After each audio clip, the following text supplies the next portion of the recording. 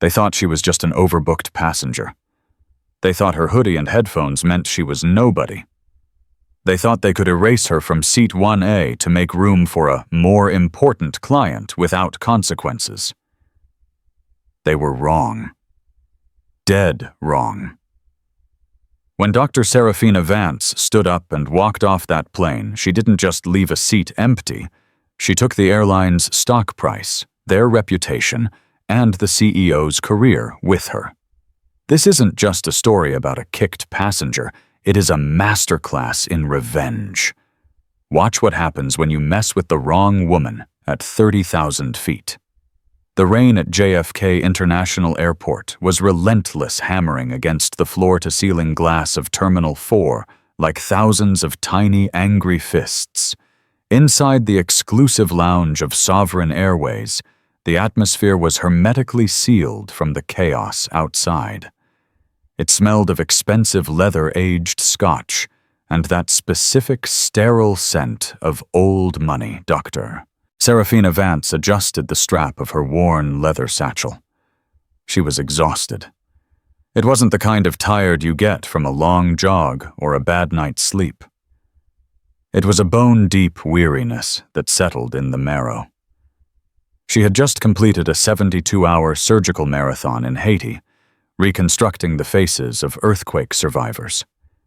She hadn't showered in a proper bathroom in 3 days. Her hair was pulled back in a messy, functional bun, and she was wearing a charcoal gray hoodie that had seen better days paired with comfortable joggers. To the untrained eye, she looked like a college student heading home for laundry day, or perhaps someone who had gotten lost on their way to the economy gate. She walked up to the counter in the first-class lounge. The agent, a young man named Todd with a perfectly gelled side part, didn't even look up from his screen initially. "Boarding passes are scanned at the automated kiosk, ma'am," Todd said, his voice flat. He was busy typing, likely messaging a friend, on the hidden window of his computer. "I know," Seraphina said, her voice raspy from disuse. "But the kiosk is flashing red. It says I need to see an agent." Todd sighed, the sound loud in the quiet lounge. He finally looked up, his eyes scanning her outfit, the hoodie, the lack of makeup, the scuffed sneakers. A microscopic sneer touched the corner of his lip. It was subtle, the kind of microaggression Seraphina had catalogued 1,000 times in her life. "This is the first-class lounge, miss. Economy support is down the escalator. Take a left past the Hudson News." "I am flying first class," Seraphina said. She didn't raise her voice. She didn't need to. She slid her passport across the marble counter. It was a heavy diplomatic passport, though the cover was worn. Inside was a ticket printed on heavy stock, seat 1A. JFK to LHR. Todd picked it up, his eyebrows shooting into his hairline. He typed something into his keyboard, frowning. "Dr. Vance, that's me." "Right." He dragged the word out, suspicious. "Well, everything seems technically in order. Though we usually recommend our first-class passengers adhere to a smart casual dress code to maintain the ambiance of the cabin." "Is it a rule?" Seraphina asked, leaning slightly on the counter. "Or a recommendation?" "A recommendation," Todd admitted, handing the passport back with 2 fingers as if it were contaminated. "Boarding begins in 20 minutes. Gate B14. Seraphina took her documents and turned away. She didn't have the energy to educate Todd on prejudice today. She just wanted a glass of water, a lie-flat seat, and 6 hours of unconsciousness before she landed in London for the board meeting that would decide the fate of 3 hospitals. She found a quiet corner chair away from the bar where a group of men in bespoke suits were laughing loudly about a merger. She pulled her hood up, closed her eyes, and tried to block out the world. She didn't notice the woman watching her from the opposite side of the lounge. The woman was striking, but in a way that felt manufactured. Mrs. Clarissa Vanderhoven was draped in a beige cashmere shawl that probably cost more than Seraphina's first car. She had the kind of face that had been tightened and polished so many times it had lost its ability to express genuine warmth. She was clutching a Louis Vuitton tote and whispering furiously to a man in a pilot's uniform who was standing respectfully near her chair. "It's unacceptable, Captain," Clarissa hissed, though her voice carried. "I specifically requested the entire first row for my privacy. I am traveling with sensitive documents, and now I see that person slumped in a chair who let her in here. It looks like a homeless shelter." The pilot, Captain James Sterling, looked uncomfortable. "Mrs. van der Hoven, the airline sells the seats. If she bought a ticket—" "I don't care if she bought the airline," Clarissa snapped. "I am a Diamond Medallion Legacy member. My husband is on the phone with the Vice President of Operations right now. I want 1A. That creates a buffer zone. I don't want to smell whatever that is." Captain Sterling shifted his weight. "I fly the plane, ma'am. Gate agents handle seating. But I'll mention your concerns to the purser." Clarissa narrowed her eyes watching Seraphina, who was currently sipping water and checking emails on a cracked iPhone. "You do that, because if I have to sit next to Urban Decay for 7 hours, Sovereign Airways will lose the Van der Hoven account. Do you understand? Loud and clear," the captain said, retreating quickly. 20 minutes later, boarding began. Seraphina waited until the initial rush of pre-boarding elites was over. She liked to be the last one on, minimizing the time spent in the metal tube. When she finally walked down the jet bridge, the air shifted. She stepped onto the plane, greeted by the lead flight attendant, a man named Marcus. Marcus had a smile that didn't reach his eyes. He was impeccable polished and clearly stressed. "Seat?" Marcus asked, blocking the aisle slightly. 1A, Seraphina said, showing her boarding pass. Marcus froze. He looked at the pass, then back at the galley where Clarissa van der Hoven was already seated in 1F, sipping champagne and glaring at the empty seat across the aisle. "Ah," Marcus said. "One moment, please." He didn't move. He picked up the cabin phone and dialed a code. He whispered something, listened, and nodded. He hung up and turned back to Seraphina with a tighter, falser smile. "Dr. Vance, is it?" "Yes." "There seems to be a slight discrepancy with the manifest regarding seat 1A. While we sort this out, would you mind waiting here in the galley?" "Discrepancy." Seraphina felt the headache behind her eyes throb. "I have a ticket. I checked in. I just want to sit down." "I understand," Marcus said, his tone condescendingly soothing. "But we have a VIP situation today, and the seat map might have been glitched. Just stand to the side, please. You're blocking the flow." Seraphina stepped aside, pressing herself against the galley wall as other passengers filed past. They looked at her, some with pity, some with annoyance. She saw Clarissa in 1F catch her eye. Clarissa smirked, raised her champagne flute in a mock toast, and turned her head away. Seraphina knew right then that this wasn't a glitch. This was a power play, and she was about to be the pawn. 10 minutes passed. The entire plane had boarded. The economy section was a sea of noise and shifting bags, but the first-class cabin was hushed, settling into its luxury. Seraphina was still standing in the galley, her legs aching. Finally, Marcus returned, accompanied by a gate agent, a woman named Jessica, who looked like she would rather be anywhere else. Jessica held a clipboard. "Dr. Vance," Jessica began, avoiding eye contact. "We have a situation. It appears seat 1A is broken." Seraphina looked at the seat. It looked pristine. The leather was taut, the screen was on, displaying the "Welcome Aboard" loop. "It looks fine," Seraphina said calmly. "The recline mechanism," Marcus interjected quickly.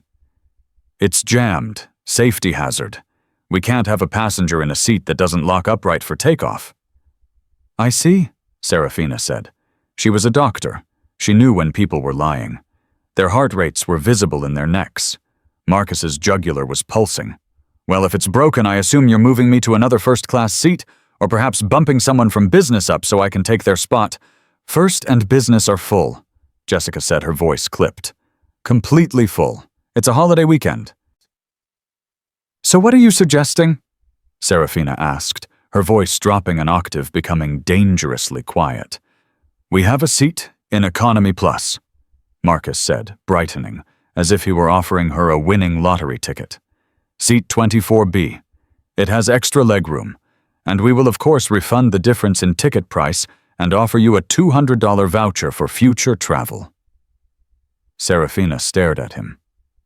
You want to move me from international first class, a lay-flat pod, to a middle seat in row 24 because of a broken seat that clearly isn't broken. From seat 1F. Clarissa's voice cut through the air like a knife. Oh, for heaven's sake, just move her. We are already 10 minutes late pushing back. Some of us have schedules. Seraphina looked past Marcus to Clarissa. Is her seat broken too? Ma'am, please. Marcus stepped forward, invading Seraphina's personal space. You are causing a scene. Mrs. Vanderhoven is a priority legacy partner. We are trying to accommodate you, but you need to be cooperative. I paid $8,000 for this ticket, Seraphina said. I am not moving to row 24. The seat is unsafe, Jessica insisted, lying through her teeth. Fine, Seraphina said. She stepped toward 1A. Let me test it. If it doesn't lock, I'll move. Marcus blocked her path physically. He put a hand up, nearly touching her chest. Do not step further into the cabin. You are becoming disruptive. I am standing still, Seraphina said. You are the one escalating this. I'm calling the captain, Marcus snapped. He grabbed the phone again. Minutes later, Captain Sterling emerged from the cockpit. He looked at Clarissa, who gave him a pointed, expectant look. Then he looked at Seraphina. He saw the hoodie. He saw the tired face. He made a calculation. Miss, the captain said, his voice authoritative. My crew tells me you are refusing crew instructions. That is a federal offense. I am refusing to be demoted based on a lie, Seraphina corrected him. The seat isn't broken. That woman simply doesn't want me sitting next to her. That is an accusation you can't prove, the captain said.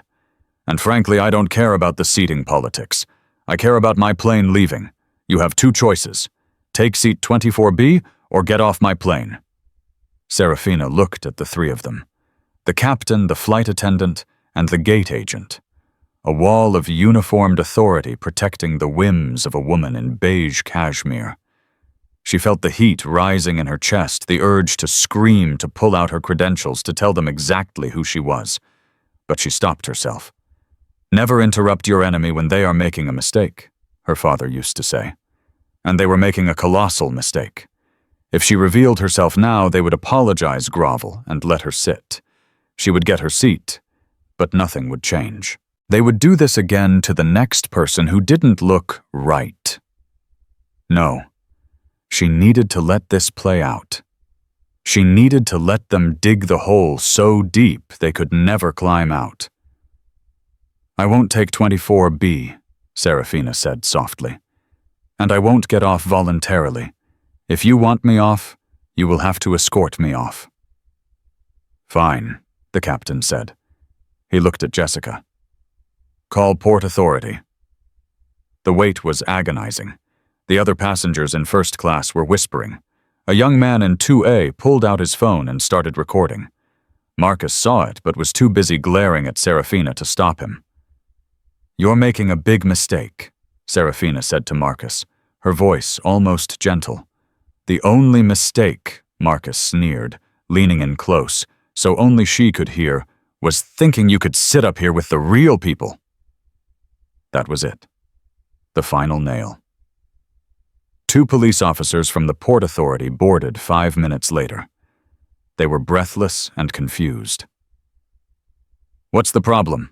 The older officer asked. Disruptive passenger, Marcus said loudly, pointing at Seraphina.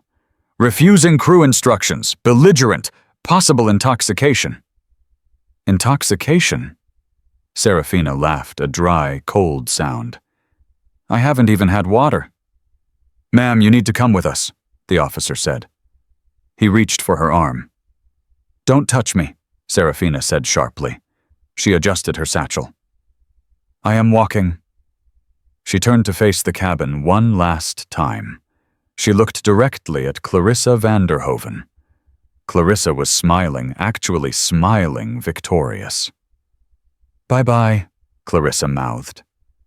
Seraphina pulled out her phone. She didn't take a picture of Clarissa.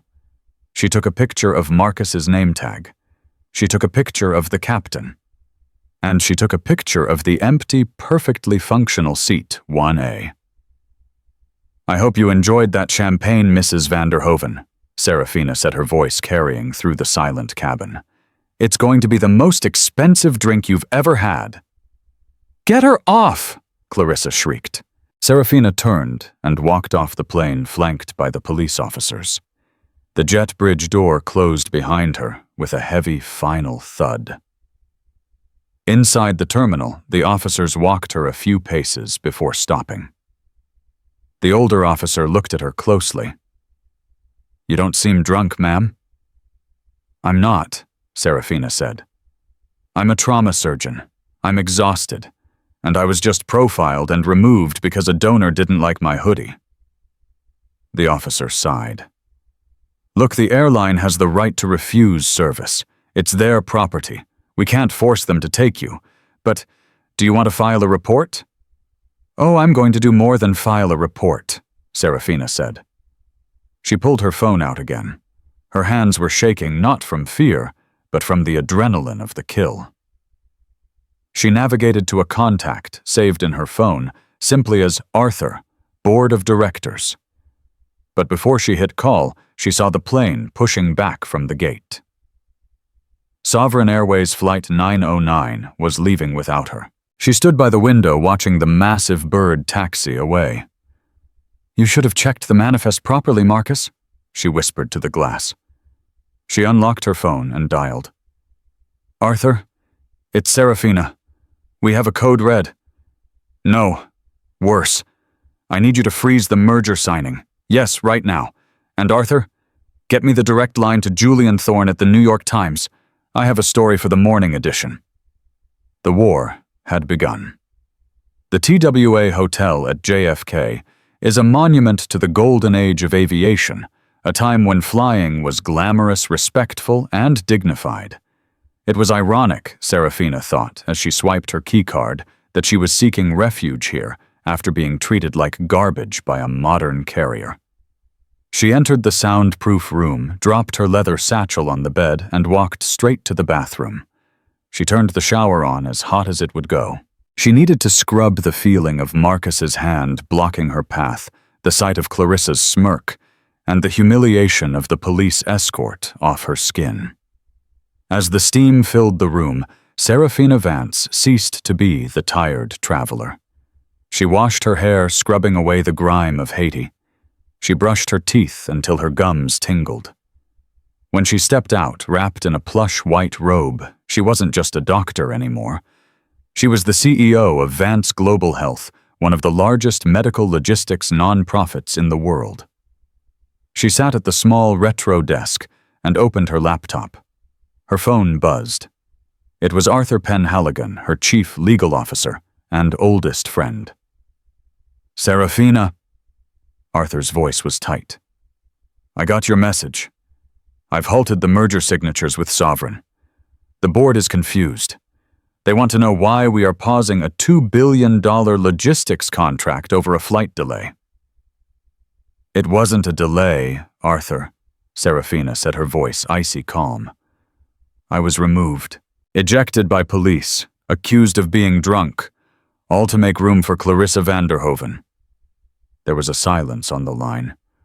A long, heavy silence. Clarissa Vanderhoven, Arthur repeated. The cosmetics heiress, the one whose company is currently being sued for dumping toxic runoff in the Hudson. The very same. And they kicked you off the woman about to sign their paycheck." Arthur let out a low, dark chuckle. "Oh, Seraphina. Do they know? Did you tell them?" "No," Seraphina said, looking at the rain streaking the window. "I wanted to see who they were when they thought I was nobody. And Arthur, I found out." "So what's the play?" Arthur asked. "We sue. Suing is for money. I don't need money. I want accountability. I want to burn the corruption out of that company. Have you checked Twitter? No, why? Check it. Search for Sovereign Airways." Seraphina hung up and opened Twitter herself. The passenger in seat 2A hadn't just been recording. He had been live streaming. His name was Jackson Reed, a tech reviewer with 4 million followers known for exposing corporate scams. He had caught everything. The video was already viral. It had 2.4 million views and was climbing by 10,000 every minute. The caption read, "At Sovereign Air, just bullied a tired doctor off the plane to seat a Karen. Lied about a broken seat. Lied about her being drunk. Watch the flight attendant threaten her. Sovereign. Fail. Boycott Sovereign." Seraphina clicked play. The video was crystal clear. It showed the pristine seat 1A. It showed Seraphina standing calmly speaking softly. It showed Marcus, the flight attendant, getting aggressive, his neck veins bulging. It picked up Clarissa's voice perfectly. "I don't want to smell," whatever that is. But the damning part, the part that was fueling the internet's rage, was the end. The camera zoomed in on Clarissa raising her champagne glass and mouthing, "Bye-bye," as Seraphina was led away by police. The comments section was a war zone. User @FlyGuy9. "I'm a mechanic. That seat isn't broken. The recline light is green on the armrest." They lied. User @SarahJ. "Did that lady in 1F just toast to a woman getting arrested? Who is she? Internet, do your thing." User @KarmaPolice. "That's Clarissa Vanderhoven. Vanderhoven Beauty. I'm throwing my lipstick in the trash right now." User @MedTwitter. "Wait, is that Dr. Seraphina Vance? The surgeon who just spent 3 days saving kids in Haiti. I recognize her from the Doctors Without Borders newsletter. They kicked a hero off the plane for a socialite." That was the spark. The identification. Within an hour, the hashtag Justice for Vance was trending #1 globally, surpassing the Super Bowl. Seraphina watched the numbers climb. She felt a grim satisfaction. But this was just the public outcry. The real pain, the corporate pain, was about to begin. She opened her email and drafted a message to Elias Thorne, the CEO of Sovereign Airways. They had never met in person. Arthur handled the negotiations, but they had a meeting scheduled for Tuesday in London to pop the champagne on the deal. Subject regarding seat 1A on flight 909 to Elias Thorne @sovereignair.com. Dear Mr. Thorne, I regret to inform you that I will not be attending the contract signing in London on Tuesday. I was unable to make the flight. Specifically, I was removed from Flight 909 by your staff to accommodate Mrs. Clarissa Vanderhoven, despite holding a valid first-class ticket. Your crew accused me of intoxication and had me escorted out by police. I am currently at the TWA Hotel, watching your stock price drop. The exclusive logistics contract between Vance Global Health and Sovereign Airways is hereby terminated effective immediately. I will be taking my $2.5 billion in annual shipping and travel budget to British Airways. Regards, Dr. Seraphina Vance. CEO, Vance Global Health. She hit send. Then she ordered room service. A burger and fries. She had a feeling she'd need the energy. The phone in the Sovereign Airways headquarters was about to ring, and the sound would shatter glass. 5,000 miles away, in the plush executive boardroom of Sovereign Airways in Manhattan, the atmosphere was celebratory. Elias Thorne, a man who looked like he was carved out of granite and dressed in Italian silk, was pouring scotch. He was 60 years old, ruthless, and currently very happy. "To the Vance deal," he said, raising his glass to his VP of Operations, a nervous man named Greg. $2 billion a year. Guaranteed government routes. It puts us in the black for the next decade." "It's a game changer, Elias," Greg agreed, sipping his drink. "Dr. Vance is elusive, though. Never likes to do press. I'm surprised she agreed to the London meeting." "She needs planes. We have planes," Elias shrugged. "Business is business." Suddenly, the door to the boardroom burst open.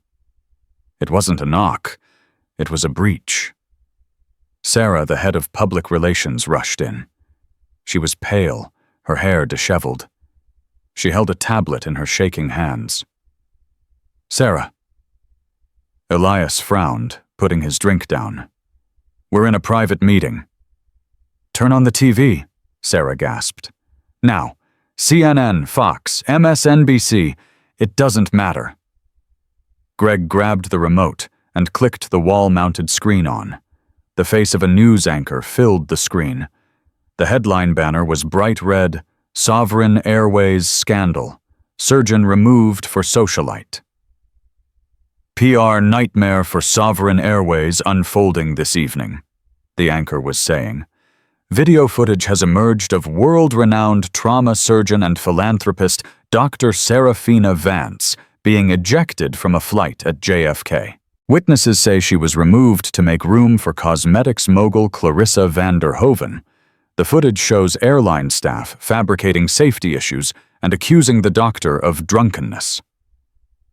Elias felt the blood drain from his face. "Dr. Vance."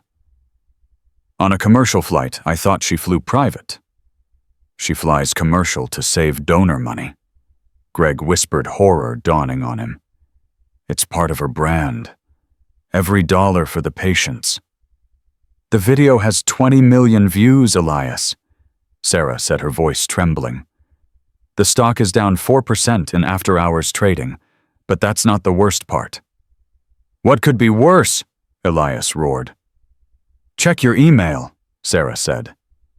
Elias scrambled for his phone. He saw the notification. From Dr. Seraphina Vance. He read the email. He read it twice.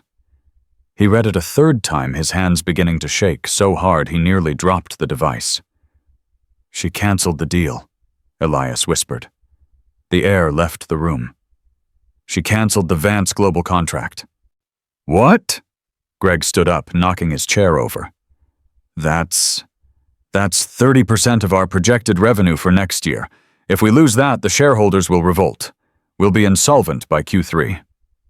"She was in seat 1A, Elias muttered, piecing it together. "Flight 909. That's the London flight. Captain Sterling's flight." Elias hit the intercom button on the table, his finger mashing it down. "Get me flight operations now," a voice crackled back. "Yes, Mr. Thorne. Flight 909. Where is it? Currently cruising at 35,000 feet, approximately 3 hours from London Heathrow." "Get Captain Sterling on the sat phone," Elias barked. "Patch it through to the boardroom. Immediately." "Sir, they are in the middle of dinner service. I don't care if he is landing the damn plane on the moon, patch him through." The wait was agonizing. 2 minutes felt like 2 years. Finally, the static cleared, and the voice of Captain James Sterling filled the room. It was calm, oblivious. "This is Sterling. Go ahead, Ops." "Sterling." Elias said, his voice low and dangerous. "This is Elias Thorne." There was a pause. The captain's composure cracked instantly. "Mr. Thorne, sir. To what do I owe the honor?" "Sterling, I want you to listen to me very carefully. Who is in seat 1A? Seat 1A is empty, sir. We had a broken seat mechanism. Don't lie to me, Elias screamed, the veins in his neck popping. We have the video, Sterling. The whole world has the video. You kicked a passenger off. Who is in seat 1F? Mrs. Vanderhoven, sir. She's a legacy partner. She requested privacy and— You moron, Elias hissed. You absolute incompetence-riddled moron. You didn't kick off a passenger. You kicked off Dr. Seraphina Vance. Who? Sterling sounded confused. The woman who was flying to London to sign the contract that pays your salary. You just cost this airline $2 billion. Sterling. Silence from the cockpit. The only sound was the static of the Atlantic Ocean below them. I didn't know, Sterling stammered. She was wearing a hoodie. She looked like a customer, Elias shouted. Now listen to me. You are going to fix this. You are going to walk back into that cabin. You're going to apologize to the camera. Wait! No, she's not on the plane. Elias rubbed his temples, feeling a migraine splitting his skull. It's too late. The damage is done. What do you want me to do, sir? Sterling asked, sounding small. I want you to enjoy the rest of your flight, Captain, Elias said, his voice turning deadly cold. Because when you land in London, you won't be flying back. You're grounded, indefinitely. And tell Marcus the purser that he's fired before the wheels touch the tarmac. Sir Mrs. Vanderhoven is asking for a refill on her champagne, Sterling said, clearly trying to deflect. Give it to her, Elias said. A cruel idea formed in his mind. Give her everything she wants. Keep her happy. Because when she lands, she's going to walk into a buzzsaw.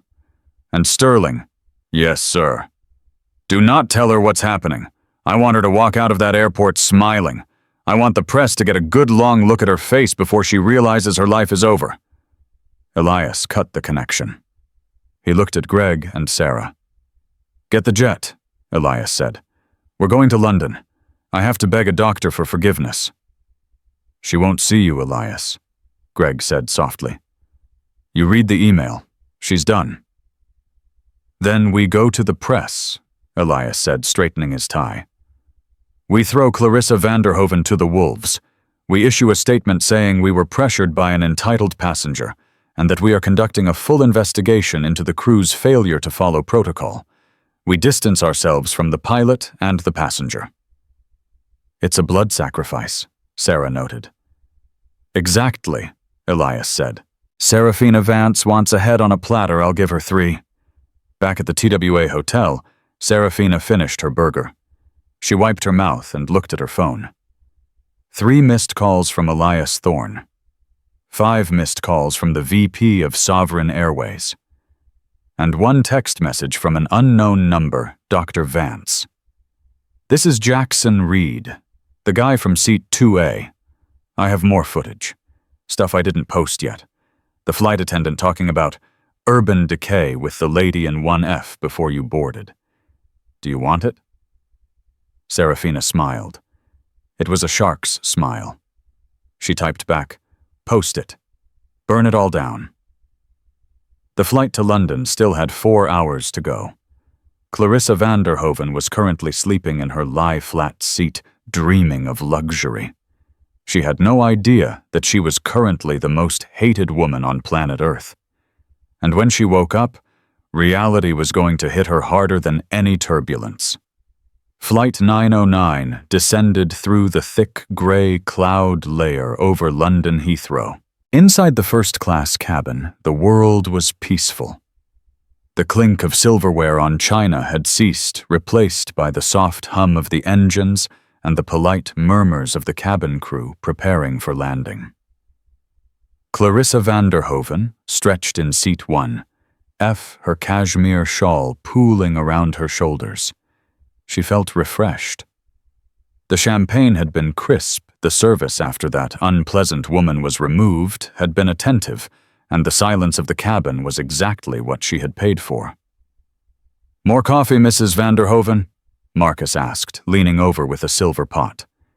He looked tired, pale even, but his smile remained plastered on. He had spent the last 6 hours ignoring the gnawing feeling in his gut, convincing himself that he had simply done his job. The captain had backed him up. The gate agent had backed him up. They were a team. "No, Marcus," Clarissa said, checking her reflection in her compact mirror. "Just ensure my bags are the first off the belt. I have a driver waiting. I don't want to be stuck at the carousel with the general population." "Of course," Marcus said. "I'll radio ahead to the ground crew." In the cockpit, Captain James Sterling was initiating the landing checklist. His hands were steady on the yoke, but his mind was racing. He hadn't heard from operations since that terrifying call with Elias Thorne over the Atlantic. The radio had been silent. Too silent. Usually there was chatter about gate assignments, weather updates, friendly banter. Today, strictly necessary commands from air traffic control. "Sovereign 909, you are cleared for ILS approach.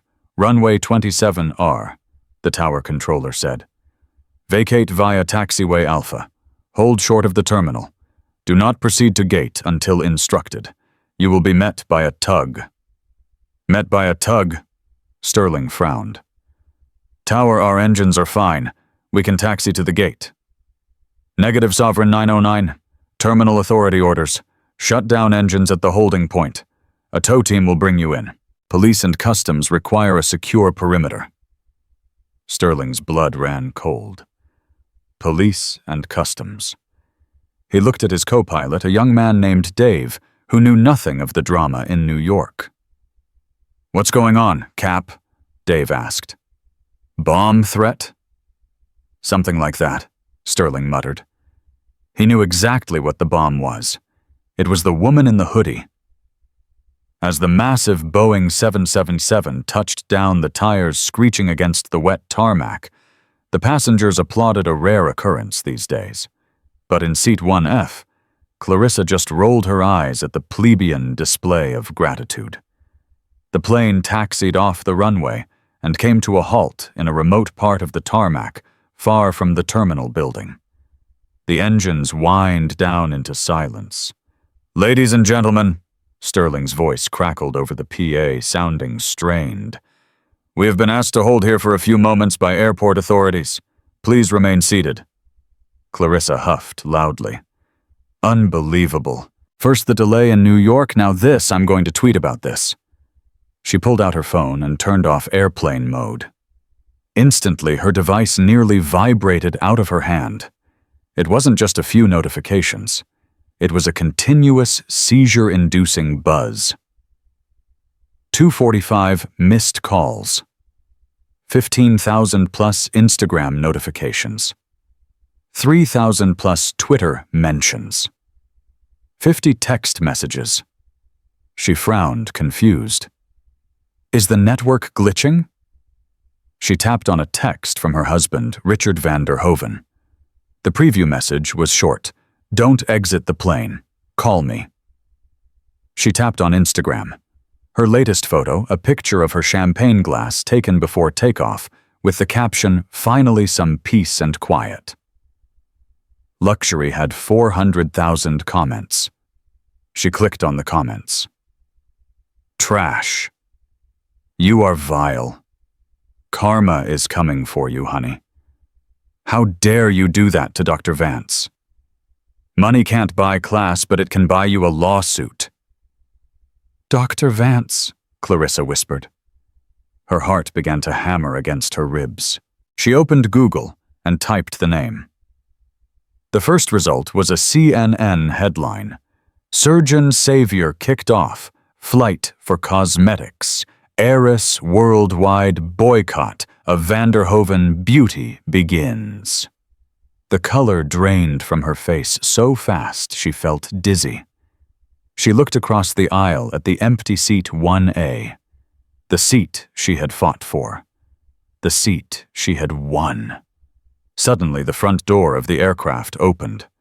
But it wasn't a jet bridge. A mobile stairway had been attached. Marcus rushed to the door. We aren't at the gate. You can't open this. A man in a high-visibility vest stepped onto the plane. He wasn't airport staff. He was wearing a suit under the vest. He looked like an executioner. "I am the station manager for Sovereign Airways, London," the man announced. "I need the following individuals to collect their belongings and disembark immediately: Captain James Sterling Purser, Marcus Dean, and passenger Clarissa van der Hoven." "Disembark here," Clarissa shrieked, standing up. "In the rain on the tarmac, I demand to be taken to the gate." "Mrs. van der Hoven," the manager said, his voice carrying through the silent cabin. "The terminal is currently surrounded by approximately 300 reporters and a protest group of about 1,000 people. We are removing you here for your own safety, and because the CEO, Mr. Elias Thorne, is waiting for you in the hangar." The other passengers in first class were staring. The young man in 2A, Jackson Reed's friend, who had filmed the first video, was filming again. "Smile for the camera, Clarissa," someone from row 3 shouted. Clarissa grabbed her Louis Vuitton bag, shielding her face. She stumbled toward the door, her heels clicking frantically on the floor. Marcus followed, looking like a man walking to the gallows. Captain Sterling emerged from the cockpit, hat in hand, head bowed. They walked down the metal stairs into the cold London rain. A black van with tinted windows was waiting. As Clarissa climbed into the van, she saw it. Just beyond the security fence of the airfield, a massive digital billboard overlooking the highway was usually playing ads for perfume or cars. Today, it had been hacked or bought. It displayed a single massive image, Dr. Seraphina Vance's tired face in her hoodie. And the text, "She saves lives. You save seats. Boycotts Sovereign." Clarissa slammed the van door shut and burst into tears. But there was no sympathy in that vehicle. Only the silent driver and the long, dark ride to the hangar where their reckoning awaited. The private hangar at Heathrow was cold, smelling of jet fuel and ozone. In the center of the vast concrete floor stood a single table with 3 chairs facing it. Behind the table stood Elias Thorne. He had arrived by private jet 40 minutes ahead of the commercial flight. He looked immaculate, but his eyes were burning with a fury that made the air around him feel heavy. Beside him stood a woman with a tablet, his crisis manager, and 2 large security guards. The black van pulled into the hangar. The doors slid open. Clarissa, Marcus, and Captain Sterling stepped out. They looked small in the cavernous space. "Sit," Elias said. He didn't shout. He didn't need to. The command cracked like a whip. They sat. Clarissa was trembling, her mascara running. Marcus was staring at his shoes. Sterling was sitting at attention, trying to maintain some shred of dignity. "Do you know how much money I lost in the last 7 hours?" Elias asked conversationally. He began pacing in front of them. $600 million in market cap, $2 billion in future contracts, and the dignity of a brand that has existed for 50 years. He stopped in front of Marcus. "You," Elias said softly. "You told me she was drunk." She was uncooperative," Marcus stammered. "She wouldn't listen to instructions." "She was a tired doctor." Elias roared, the sound echoing off the metal rafters. "She was a hero who had just put faces back together in a disaster zone, and you treated her like trash because she didn't wear Gucci." Marcus flinched. "I was just trying to manage the cabin dynamics, sir. Mrs. van der Hoven was insisting, 'Don't you dare blame the passenger.'" Elias cut him off. "You are the purser. You are the safety officer. Your job is to protect passengers, not pander to bullies. You are fired, Marcus. No severance, no reference. and I'm flagging your file with the FAA for filing a false police report regarding her intoxication. You will never work in the sky again." Marcus slumped, burying his face in his hands. Elias turned to Captain Sterling. "And you, the captain, the god of the skies." Elias shook his head in disgust. "You let a flight attendant and a socialite run your ship. You didn't check the manifest. You didn't talk to the passenger properly." "I trusted my crew," Sterling said stiffly. "You failed your command," Elias said. "You are relieved of duty pending a formal tribunal. But let's be honest, James. You're done. Early retirement. Enjoy the pension because it's going to be significantly smaller after the lawsuits settle." Finally, Elias turned to Clarissa. She straightened up, trying to summon the ghost of her former arrogance. "Mr. Thorne, I am a victim here. Your staff mishandled the situation. I simply asked for my contractual privacy. I will be speaking to my lawyers about this abduction to a hangar." Elias laughed. It was a terrifying sound. "Clarissa," he said, using her first name with a sneer, "you don't have lawyers anymore." "Excuse me, your husband Richard. He called me while you were in the air." Clarissa froze. "Richard called you?" "He's trying to save the company," Elias said. "Vanderhoven beauty stock dropped 19% today. Major retailers Sephora, Ulta, Harrods, they are pulling your products from the shelves. They don't want to be associated with the woman who toasted to a doctor's arrest." They can't do that," Clarissa whispered. "They already did. And Richard, he's issuing a press release in—" Elias checked his watch. 5 minutes.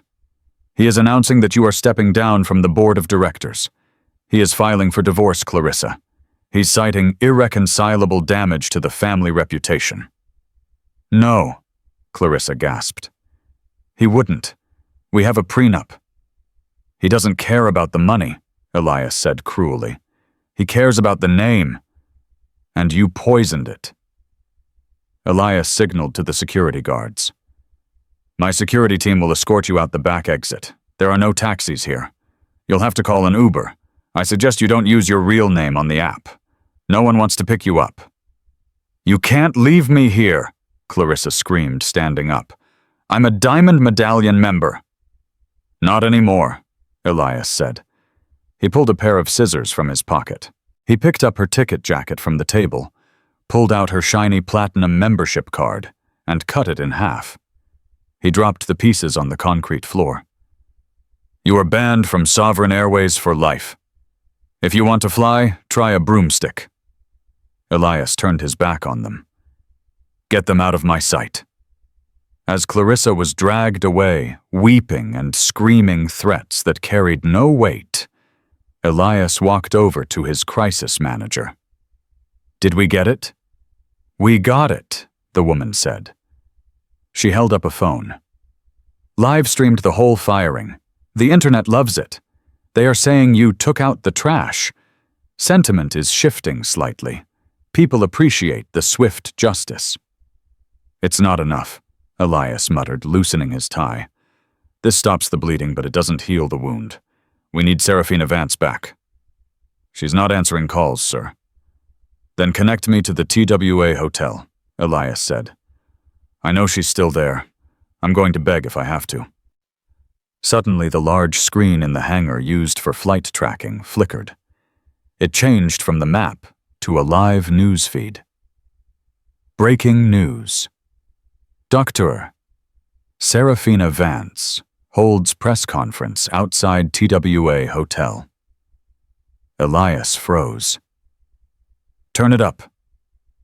On the screen, Seraphina stood in front of a podium. She was still wearing the hoodie. She looked rested, calm, and incredibly powerful. The rain had stopped in New York, and the sun was breaking through, illuminating her like a saint. "Dr. Vance," a reporter yelled. "Sovereign Airways just fired the crew and banned Mrs. Vanderhoven. Do you accept their apology?" Seraphina leaned into the microphone. Her eyes were dark and intense. Firing people is easy, she said, her voice steady. Destroying lives seems to be Sovereign's specialty. But I am not interested in their internal HR policies. I am interested in their culture. She paused, looking directly into the camera. It felt like she was looking right at Elias in the hangar in London. I have just spoken with the board of Vance Global Health. We have decided to open a bidding war for our logistics contract. But there is a condition. What is the condition? The reporter asked. Any airline that wants our business must implement a new policy, the Vance Protocol. It states that no medical professional, first responder, or humanitarian worker can be bumped from their seat for a VIP, regardless of status. And furthermore, 50% of the profit from our contract must go to funding mobile clinics in developing nations. The reporters gasped. That was hundreds of millions of dollars. Sovereign Airways has until midnight to agree, Seraphina said, or I sign with Delta tomorrow morning. She stepped back from the podium. Elias stared at the screen. She wasn't just punishing them. She was forcing them to become better. She was twisting his arm, breaking it, and then telling him to thank her for the cast. She's a genius, the crisis manager whispered. She's a shark, Elias corrected, a bead of sweat rolling down his forehead. Get the legal team on the phone. Draft the agreement. We accept the Vance Protocol. We accept everything. Sir, that will cost us half our profits on the deal. It's either half the profits, Elias said, watching Seraphina walk away on the screen, or we lose everything. Do it. Elias sat down in the empty chair where Clarissa had just been sitting. He felt exhausted. He had flown across the ocean to fire 3 people, only to realize he was just a puppet in Seraphina Vance's play. And in New York, Seraphina walked back into the hotel lobby. She caught her reflection in the glass. She didn't look like a victim. She looked like a CEO who had just closed the biggest deal of her life. She took out her phone and texted Arthur. It's done. They'll sign. Get the mobile clinics ready. But the story wasn't quite over. There was one loose end, the man who had started it all. The gate agent, Todd. He was still in New York, and he had just clocked in for his shift, completely unaware that the hurricane was about to make landfall on his desk. The storm had raged in the skies and in the boardroom, but the Sovereign Airways first-class lounge at JFK was eerily quiet the next morning. Todd, the gate agent with the perfectly gelled hair and the condescending smirk, was back at his post behind the marble counter. He had seen the news. He had seen the viral videos of Marcus and Captain Sterling being dragged out of the hangar in London. He had watched the internet tear Clarissa van der Hoven's life apart piece by piece. But Todd felt safe. He was just the lounge agent. He wasn't on the plane. He wasn't the one who called the police. He was just the guy who checked the ticket. He told himself he was small fry, too insignificant for the wrath of Dr. Seraphina Vance to reach. He was wrong. At 10:00 a.m., the lounge doors slid open. Todd straightened his tie, putting on his best customer service smile, expecting another businessman or a celebrity. Instead, a man in a bespoke 3-piece charcoal suit walked in. He carried a leather briefcase that looked older than Todd. He had silver hair and eyes that looked like they could cut glass. It was Arthur Penhaligon, Seraphina's chief legal officer. Todd didn't know who he was. He just saw money. "Good morning, sir," Todd beamed. "Welcome to the Sovereign Lounge. May I scan your boarding pass?" Arthur didn't produce a boarding pass. He reached into his pocket and pulled out a small silver flash drive. He placed it gently on the marble counter. "I'm not flying today, Todd," Arthur said. His voice was rich, calm, and terrifying. Todd's smile faltered. "I'm sorry, sir, the lounge is for ticketed passengers only. If you're not traveling—" "Oh, I'm here on official business," Arthur interrupted.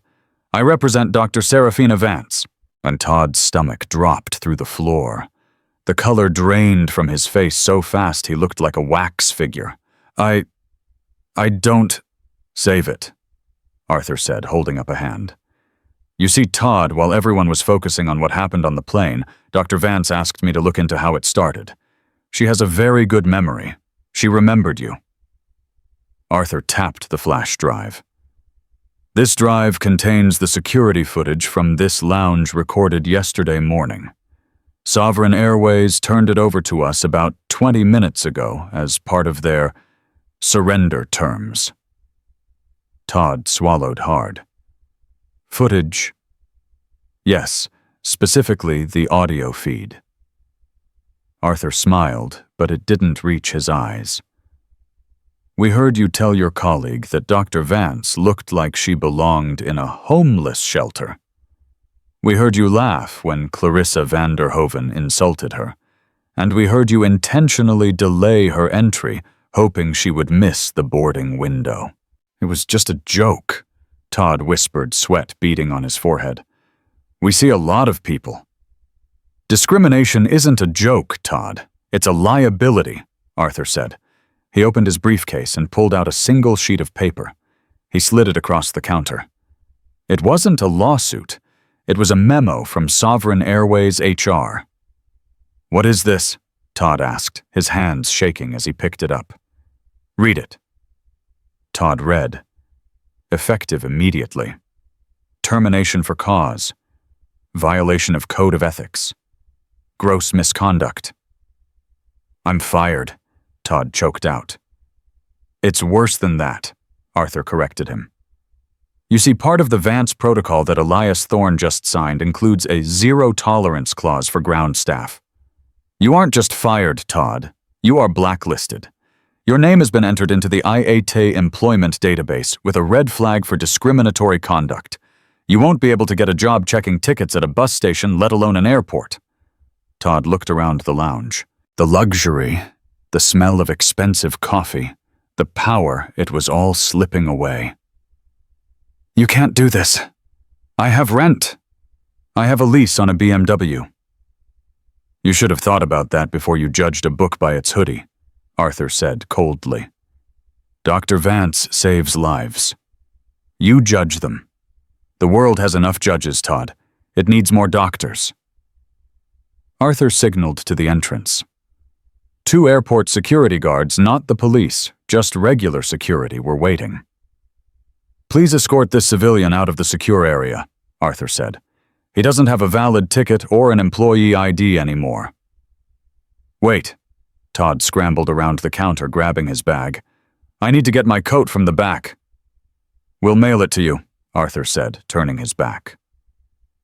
As Todd was marched out of the lounge past the very same chairs where Seraphina had sat, the few passengers inside watched.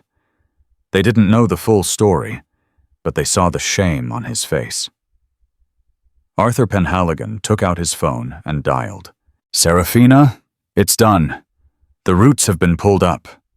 On the other end of the line, Seraphina was sitting in her office at Vance Global Health.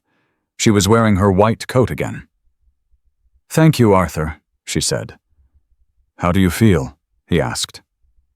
Seraphina looked at the framed photo on her desk, a picture of the children she had saved in Haiti. I feel like the air is a little cleaner, she said. Now let's get back to work. We have a shipment of vaccines to organize. She hung up. Sovereign Airways would survive, but it would never be the same. The arrogant culture had been decapitated in less than 24 hours. And somewhere in Queens, Todd sat on a curb outside the terminal, the rain soaking his gelled hair, realizing that the most expensive thing he had ever lost wasn't money. It was his humanity. And it cost him everything. In a world obsessed with status logos and platinum cards, it is easy to forget that true power doesn't shout. It whispers. Doctor. Seraphina Vance didn't need a seat in 1A to prove her worth. She carried it within her. Sovereign Airways, Clarissa Vanderhoven and Todd the gate agent learned a brutal lesson that day When you strip away the dignity of another person, you are only revealing the ugliness of your own soul.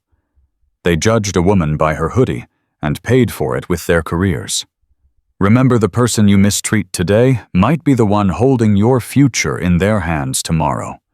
Be kind. It costs nothing, but it means everything. If this story of high-flying justice and instant karma gave you chills, make sure to hit that like button. It really helps the channel grow. What would you have done if you were in Dr. Vance's shoes?